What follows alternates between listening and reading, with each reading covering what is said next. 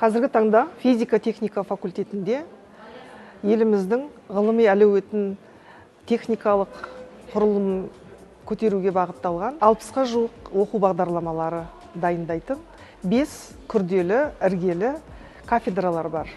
Теориялық және ядролық физика кафедрасында іргелі ғылымдарменен қатар қазіргі таңда елімізде өте маңызды болып табылатын энергетика мәселесіне бағытталған және космостық зерттеулерге бағытталған және космосты игеруге бағытталған теориялық және ядролық физика кафедрасы бар. Сондай-ақ астрофизика және электроника кафедрасында өте маңызды оқу бағдарламаларында қабылдаймыз.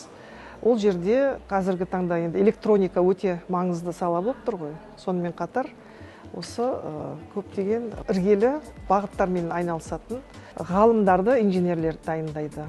Жылу физикасы кафедрасында да жылу энергетикасы, қайта өндірілген энергетика мәселелерімен айналысатын, стандарттау және сертификаттау мәселелерімен айналысатын кафедра. Ол жерде де жақсы ғылым бағдарламалары бар. Сонымен қатар бұл бағдарламалардың біршамасы физика, техникалық физика, жылу энергетикасы, ядролық физика оқу бағдарламалары еліміздегі өзіміздің атамекенінің рейтингі бойынша 5 жыл қатарынан бірінші орынды алып отыр.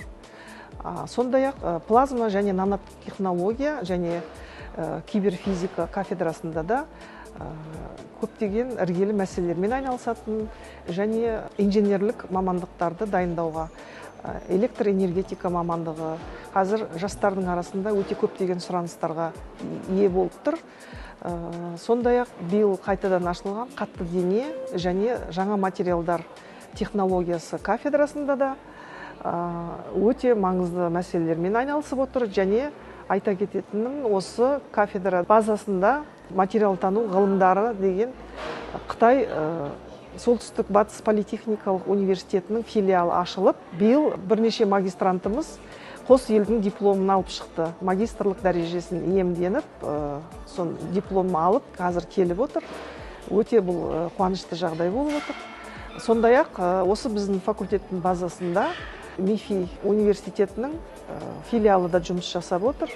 Оларда биыл 4-ші жыл дипломдарын қорғап, студенттер бітіруші болып отыр. Енді бұл мамандықтардың бәрі де инженерлік мамандықтар болып табылады және ғылыми бағытта кадрлар дайындайды.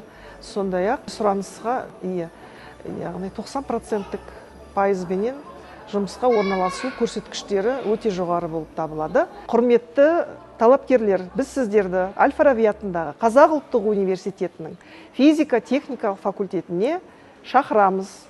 Келіңіздер.